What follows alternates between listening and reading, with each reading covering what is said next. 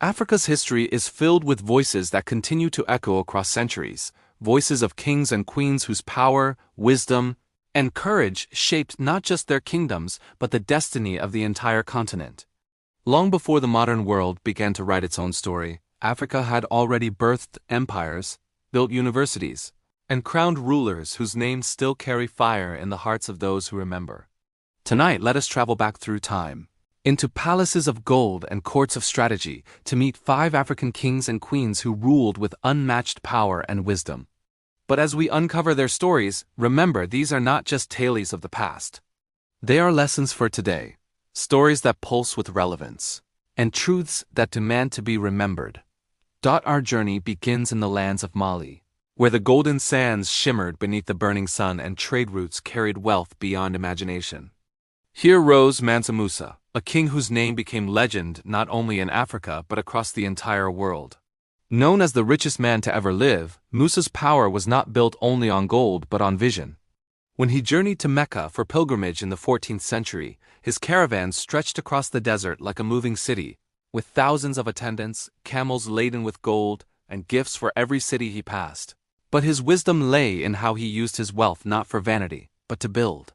Under his reign, Timbuktu became the jewel of knowledge, with libraries, mosques, and schools that drew scholars from distant lands.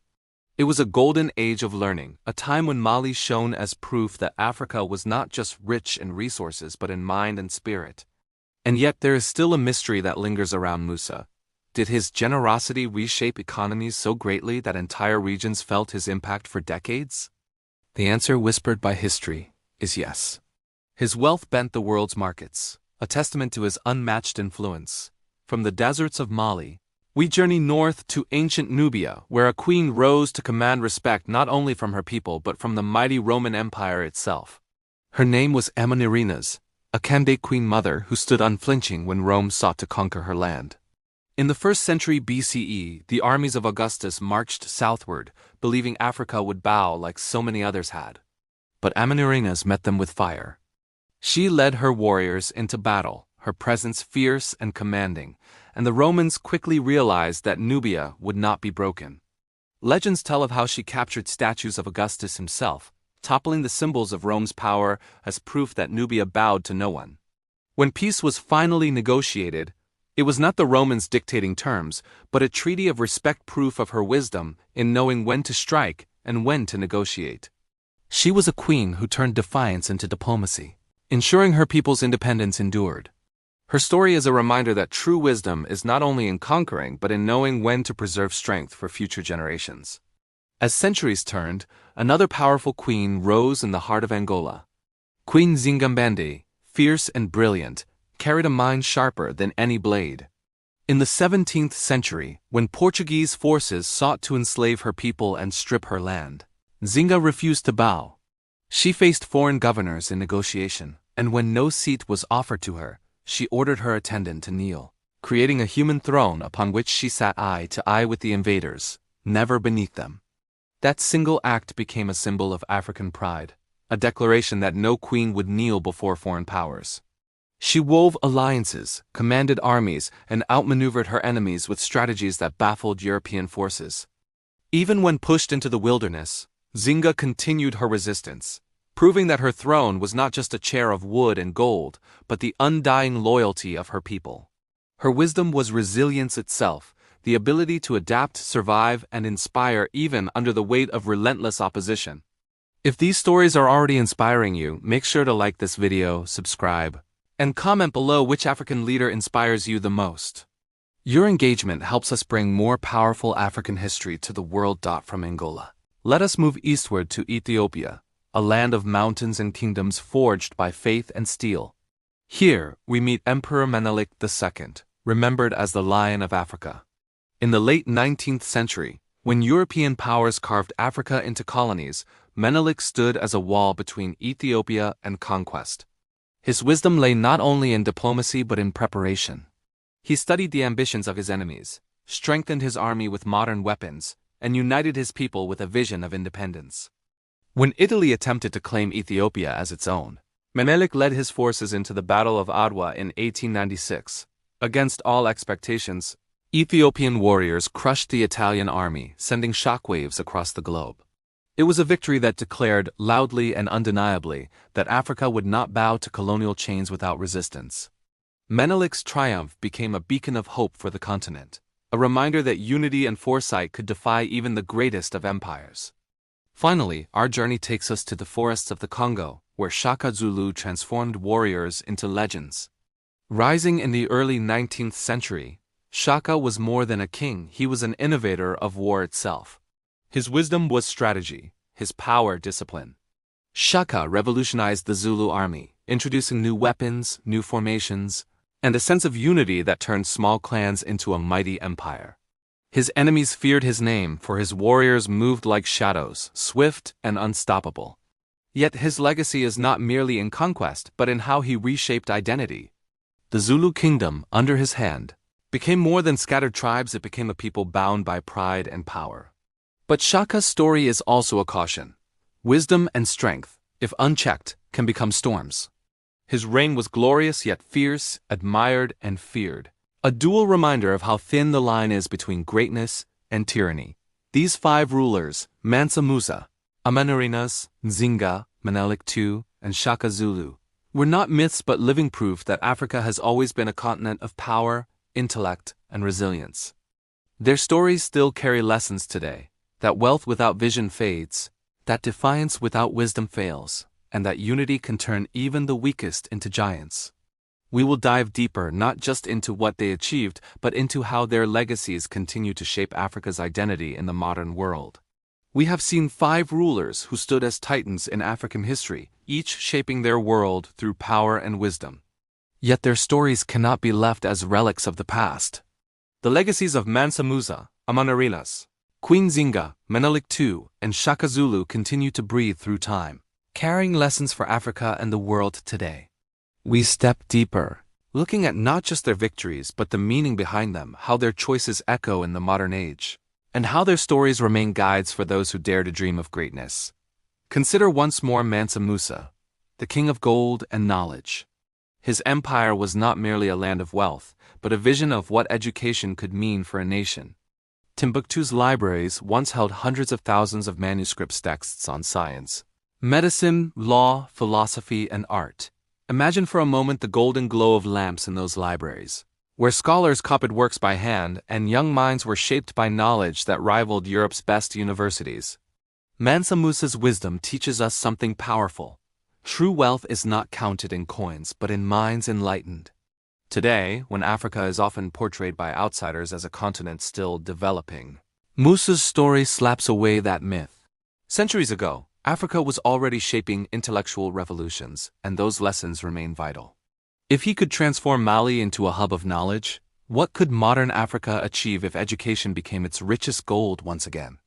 Amanarinas, the warrior queen of Nubia, shows us a different form of wisdom. She teaches that dignity is worth more than conquest. Rome's armies were the strongest in the known world, yet she refused to kneel.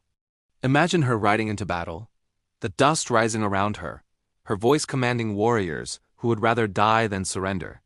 That image is not just about war, it is about the spirit of independence. Her treaty with Augustus became a symbol that Africans could negotiate as equals with the so-called superpowers of the world. Today, in an age where nations struggle with questions of sovereignty, Amanarinas whispers across time, independence must be guarded fiercely, for once lost, it is never easily regained. Her wisdom was not merely in the sword she raised, but in the peace she secured without losing her people's honor. Queen Nzinga too lives on in memory as a symbol of resilience. Imagine the humiliation she was supposed to endure when the Portuguese denied her a chair during negotiations, forcing her to stand while they sat. But Nzinga transformed humiliation into empowerment. She would never stand beneath another ruler.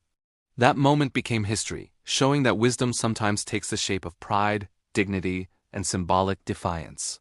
Nzinga's legacy remains crucial for modern Africa. Never accept the terms of those who try to shrink your worth. When nations face economic exploitation, when leaders must negotiate in a global system tilted against them, Nzinga's story shines as a reminder: sit at the table as an equal, or do not sit at all. And her brilliance in forming alliances, adapting her strategies, and refusing to break teaches us that survival itself is wisdom, that the ability to endure storms is just as important as the ability to win battles. Emperor Menelik II's story offers yet another lens. His triumph at the Battle of Adwa was not merely a victory for Ethiopia but a declaration for the entire continent. When his soldiers defeated the Italians, it was not just a military triumph, it was a psychological revolution. Colonizers had claimed Africa was destined to fall, yet here was proof that unity and foresight could defy even Europe's ambitions. Imagine the celebrations in Addis Ababa after Adwa. Songs rising into the night, pride swelling in every heart, the knowledge that they had defied the odds. Today his wisdom still resonates.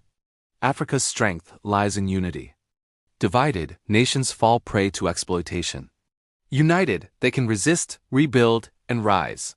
Menelik teaches that preparation is as vital as courage, that a nation which invests in foresight cannot be easily broken.